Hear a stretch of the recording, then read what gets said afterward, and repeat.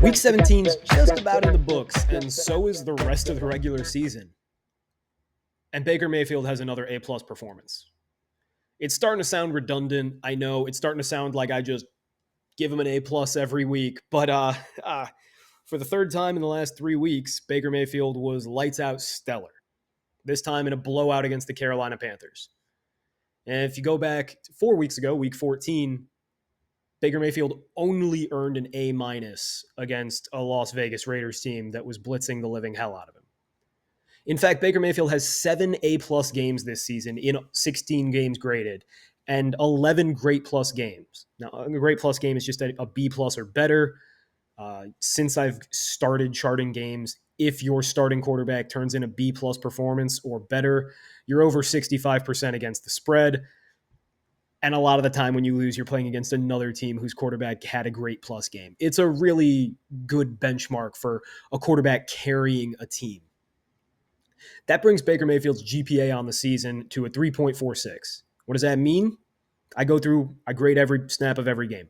I give the game a letter grade. And just like you probably, hopefully, got in high school, he gets a letter grade that is associated with a weight. An A is a 4.0, a C is a 2.0, an F is a 0. Savvy? A 3.46 would be the highest game per game GPA grade I've given an entire season since Tom Brady in 2021. We're talking like this is a legendary caliber season from Baker Mayfield. And I've been saying he deserves to be an MVP front runner for like 14 weeks now, and I don't get why nobody else has caught on. Because aside from the film looking awesome, which it does, the stats look really good. I mean, I'm not a stats guy, but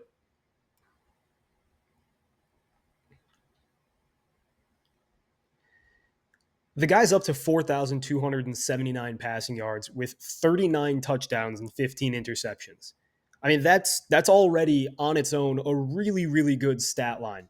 But then when you add in the fact that he's putting up like 30 points a game for the Buccaneers without Chris Godwin, without Kate Otten for much of the year, with a banged up Mike Evans who missed time as well. And Baker Mayfield can also add on 310 rushing yards with 3 touchdowns. What happened to this guy?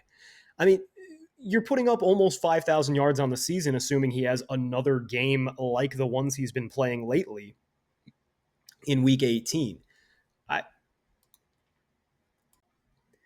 So when the film tells me that Baker Mayfield's playing like an MVP and the stats tell me that he's playing like an MVP and nobody besides me is talking about him as possibly even being a candidate for MVP, I start to realize that nothing this guy does is ever going to warrant any credit. The man could win the Super Bowl before anybody would even think of considering him a top 5 quarterback. Hell, I think there's a lot of people out there who still don't think he's top 10. But hey, maybe Baker Mayfield's just found yet another great offensive coordinator, and all these Buccaneers players are having career resurgences and carrying him, right? So the only way to be sure that he's really playing as awesome as he seems is to actually watch the film and grade the plays. So that's exactly what we're going to do now. Roll it. Let's get rolling. The Bucs are going to come out and run play action, and the beauty of the design is that 2 receivers are going to get wide open. Watch McMillan in the middle of the field here, just completely wide open, but at the same time, I can't blame Baker Mayfield for not noticing him because Mike Evans was the first read and he's wide open too. So it's a routine throw. It's bordering on being a solid throw. But Liam Cohen just really showing off early. And then here, perfect. I mean, it's a great throw. It's not an elite throw by any means. It's very open. And I want to show something off real quick for Liam Cohen. Baker Mayfield makes a great throw, and I don't want to take that away from him. But Liam Cohen gets 3 guys wide open for like either touchdowns or near touchdowns on this play. I believe that's O'Keefe, the fullback / tight end, like 4 in the slot. He's going to run a fade. It works. You're going to have Rachaad White split out wide as a wide receiver. He's going to run a screen. It's just to distract from the fade, right? Because it puts this defender in conflict, right? He either comes up on the screen or he lets the fade walk behind him or he lets the screen get off without a hitch, right? Like he's Damned if he does, damned if he doesn't. I really bumbled through that. The craziest thing is that it's not even like a complex coverage that gets busted. This is basic cover 2. So Baker makes the right read, okay? A fade is not supposed to work against cover 2 because theoretically, that slot receiver who's running that fade, he's going to get carried across by that slot defender until he gets passed off to the safety who's got that half of the field, right? So theoretically, that guy should be doubled at some point and at least covered at all times. And same at the top of the screen. Whoever 88 is, I'm not quite sure, he's going to be running a streak. Against cover 2, there is a gap between, like, let's say the 25 and 15 yard line where there will be what we call a pot shot. And I've explained this before, but basically all it is this pink circle up at the top where the cornerback is no longer covering the receiver on the streak, and the safety has yet to pick him up. You can fire that ball in there. Matt Stafford made it famous, but it's a really difficult throw to make, and occasionally you can get tricked, and that's how you get picked off. What you should be doing pre-snap is looking at your tight end running a post, because he's the red line. He's just running in between the two safeties. I also want to point out that Jalen McMillan is lined up as a running back because Liam Cohen was in his bag. Is he auditioning for something? Yes, a head coaching job, either here or elsewhere, and he will get one because he's worth it.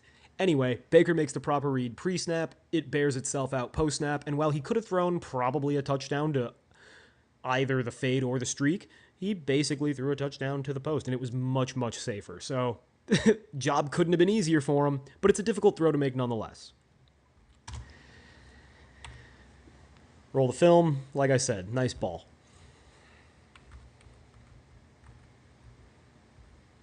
Right, and see how he places the ball right in the middle of these defenders. He's leading the receiver perfectly, but he's also not leading the receiver into harm's way. By throwing on a low trajectory, a bullet pass, rather than lofting it, he doesn't give that safety at the bottom left of our screen enough time to come in and get a real lick on the tight end. Perfect job. Again, not the hardest play Baker's ever run, but he did a perfect job of executing it, and Liam Cohen did a really amazing job of drawing it up. This one is just Mike Evans being better than you and knowing it. That's route running, baby. When you're 6'5" and you can run a route like that, it's tough to do anything with you. It's a routine throw. It's a touchdown. It looks nice in the box score. Now, this is more like it. This is the Baker I like to see. I enjoy watching. First of all, clean pocket. You'll see that for the most part in this game, the Buccaneers' offensive line is stellar. But Baker, he throws this ball 20 yards and hits his receiver directly between the legs. Keep that ball low to protect your receiver, but perfectly thrown. Great pass. Bang. Right, if he leads him, 25 has a chance to run right through Mike Evans' waist, and that really hurts. Instead, puts the ball low, sits him down in the opening in coverage. Great job. Here, look at this coverage. Look at this protection, rather. Great protection. 5.5 man protection because you have your tight end chip. You got 3 receivers going deep. Jalen McMillan's going to get covered on that post, but great job by Baker Mayfield to be patient and just find Culp, his undrafted rookie, I believe, out of Washington, tight end, 3rd or 4th or maybe even 5th string. But once again, look at the protection. Really well done. Now, it's not very impressive to stop the Panthers' defensive line, especially when they don't have Jadeveon Clowney in. But, yeah, that's just good stuff. Jadeveon Clowney is back in. That poor guy. He just cannot find a winning team to play for. Another solid throw, right? You give him great protection. Got the running back in to block. And boom. Solid throw. I know a lot of Bucs fans, like myself, do not like Rachaad White and wonder why he's ever in, but he's really good in pass protection. He's really trustworthy in that realm. Now, my rebuttal is either teach Bucky Irving to pass protect or just keep an extra offensive lineman or tight end in there. But Irving is good at that facet of playing running back. Now here, Baker Mayfield, this is a negative run. It's one of like 2 or 3 bad plays he has in this game. You got to just throw this ball to Rachaad White right here at the 5-yard line. Now, if it's Bucky Irving, it's probably a touchdown. It's Rachaad White. He's probably getting you to the 1 or 2 yard line. But you can't go broke making a profit. You could also have gunned this ball into, I believe that's a tight end, on the curl route in between 3 defenders. But the timing has to be perfect, and it's a kind of a dangerous throw. Finally, you see Mike Evans at the bottom of the screen. Right here, if Baker throws this ball right here, it's a touchdown. The issue is that Baker doesn't recognize that it's open until right here, and if he throws this, it's possible that the safety makes a break on it and either hits Mike Evans or even gets a hand on the ball. Probably not, though, honestly. Mayfield should have thrown the ball to either Rachaad White quickly or probably Mike Evans as his second read. Instead, he tries to tuck in and run, and he goes nowhere. It's a negative run. It's just hesitant. Now, it's not the worst thing in the world to be hesitant in the red zone and kick a field goal, but you took 4 points off the board by being a little bit of a coward. Routine throw, nothing to talk about. Here, this is much better. Baker Mayfield getting out of the pocket. Now, it's a designed rollout, so he's not like running away from pressure. This is what he's supposed to do. But he does a nice job of putting Jadeveon Clowney on skates, and Jadeveon's a very athletic player. He then throws 10 yards, 11 yards downfield accurately, gets a first down. That's a solid throw on the move. That's just good reading the field, routine throw, nothing to it, being a game manager, right? Pick your shots. This is a shot that Baker Mayfield picks, and I love this play design. Right, this Miller kid, I think it's Ryan Miller, they use him really weird. At first, a few weeks ago when he started popping up on the film, I thought he was a reserve tight end.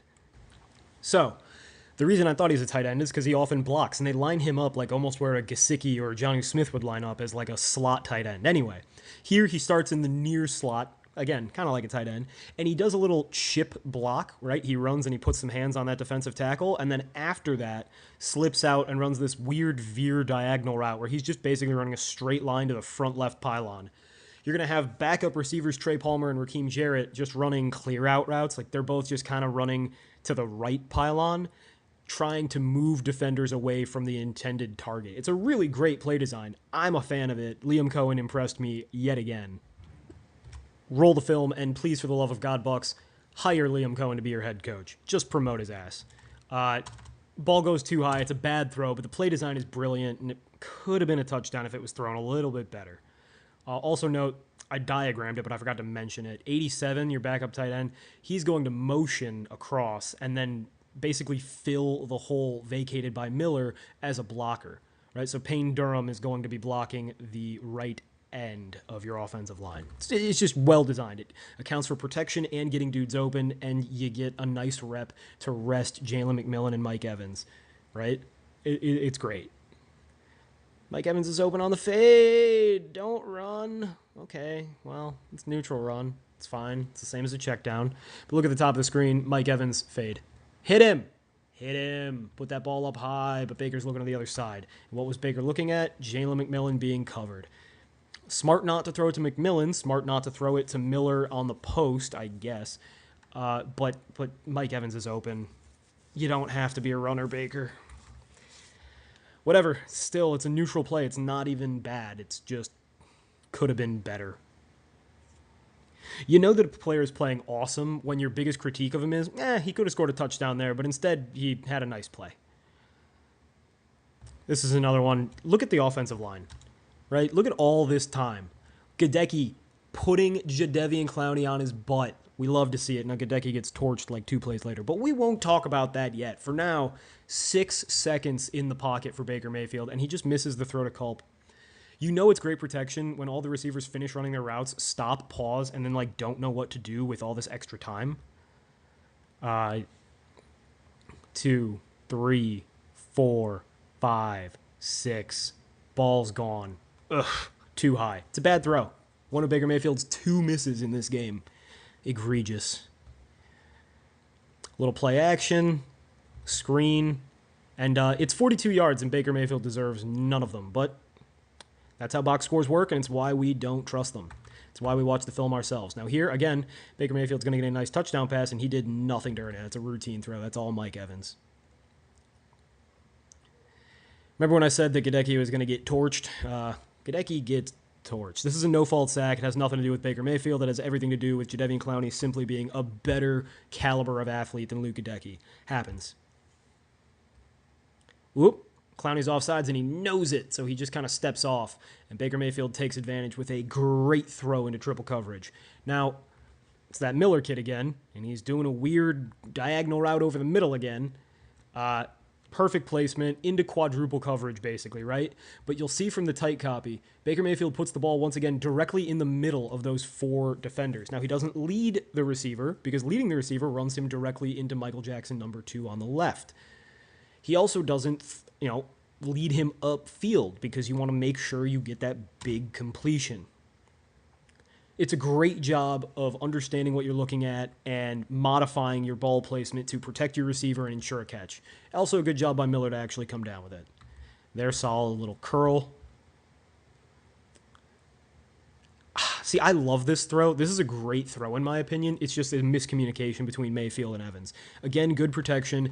Mayfield throws a stripe. It's 20 yards downfield, and it's directly on Mike Evans. And now he puts it on the outside shoulder to protect Evans from that safety. I think that you don't need to protect him in this case. I think that Evans would have been just fine on his own.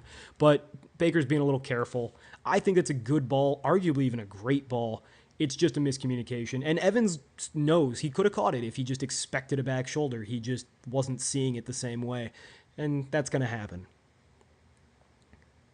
No matter. Baker Mayfield gets through his progressions and throws a touchdown anyway. It's 20 yards downfield, but it's pretty damn open. We're going to call it good, not great. And the Buccaneers are basically one more touchdown away from putting this game on ice. So let's see what they can do. They won't do it here because Jadeveon Clowney pushes right through the right guard again. He's being double-teamed and still pushing the pockets. Plus pocket movement, and Miller drops the ball. Routine throw, plus pocket movement, no catch. Is this the play? One of these plays, Cody Mauch's going to get his lunch eaten, but that's not it. That's a routine throw. There it is. Watch Jadeveon Clowney just shove the right guard onto his butt. Good job by Baker to step up and avoid Jadeveon Clowney there and make a throw anyway. It stinks that Clowney got the pressure because look what happens if Baker can just wait a little longer. There's nothing he can do. He has to be avoiding Clowney right here. He can't throw. He's not in the throwing posture. And here, he's about to get hit by the defensive end, so he doesn't have time to set and, re-examine the field. But, oh, honey. If Baker just had another split second to locate Mike Evans and throw that ball, not only is it a first down that keeps the drive alive on third down, but Mike Evans could be legitimately gone. He could still be running today. No matter. It's a routine throw. It's 2+ pocket movements. It's a good play by Baker. It's not a great one. Starting this drive off a little bit better with a routine throw that actually does get caught. Play action. Throws it deep. I love this throw. Right? Line of scrimmage is the 23. Ball gets caught. Let's call it the 47. It's about 25 yards downfield into quadruple coverage with absolutely perfect freaking placement. And again, directly in the middle of these 4 defenders. You put it in the middle, not because it maximizes yak, but because it protects your receiver. And it's not about beating Carolina. It's about beating New Orleans next week and maybe even winning a couple playoff games. That's an elite throw, in my opinion, 25 yards downfield on a dot. And it's going to be Baker's best throw of the game, if you ask me. Here's a little routine throw. Bucky Irvin doing Bucky Irvin things. Give him flowers as well. Nice, solid throw to McMillan. And I believe this will be the final play we grade. I believe this will be the touchdown. Little play action. Get it out to Bucky Irving routine. Never mind. We had one more. Screen to Jalen McMillan. Routine. And there it is. Baker could have thrown a touchdown to either of his backup tight ends. Great play design by Liam Cohen. You got one defender on 2 men, both of them large, both of them in space. Touchdown, that'll do it. It's only the third quarter after this, but the game is over. So we're going to cut the film right there because there's really nothing else to glean from this performance. And what is there to say? Baker Mayfield was excellent. He was accurate over 90% of the time. Less than 10% of his dropbacks resulted in something unimpressive, or rather negatively impressive. Uh, The guy was accurate more than half the time if you take away the easy throws. He just didn't miss. And this is becoming a theme. Baker Mayfield's not missing throws very often anymore. And he's doing a really good job of managing the pocket. Frankly, I think this is a decent opportunity to get back on my soapbox and once again call for Todd Bowles' job. Not only because he's a bad defensive coach who leads a terrible defense when that's all he really does, and not only because he's really terrible with clock management and bad on fourth down decisions, but in this case, only because Liam Cohen is so much better, right? You have the opportunity as the Buccaneers going into this offseason to choose. Who do you think's a better head coach? Todd Bowles, who you've had, who barely can manage winning records with legendary quarterback performances by the likes of Tom Brady, and this season, Baker Mayfield, who, yes, has played legendary caliber football. Or Liam Cohen, the young first year offensive coordinator of your team. He was an offensive coordinator before with the Rams and at Kentucky in the college ranks. And he's proven to be excellent everywhere he goes. Would you rather let him walk out the door? Because I have news for Buccaneers fans. Liam Cohen's going to be a head coach somewhere in like 2 months. If it's not Tampa, it's going to be Jacksonville, New York, Chicago, New England, maybe, Vegas, New Orleans. God forbid Liam Cohen goes to New Orleans. You can't let that happen. Can't let him out the door. So if you're the Buccaneers and Liam Cohen's not your head coach next year, you've made a grievous mistake, and you're probably not going to sustain much more success. And frankly, if Liam Cohen walks out that door, Todd Bowles is walking out the door next year because you're not making the playoffs without a decent offensive coach to mitigate this disaster on the defensive side of the ball. So, Baker Mayfield's awesome. Liam Cohen's really good. Todd Bowles,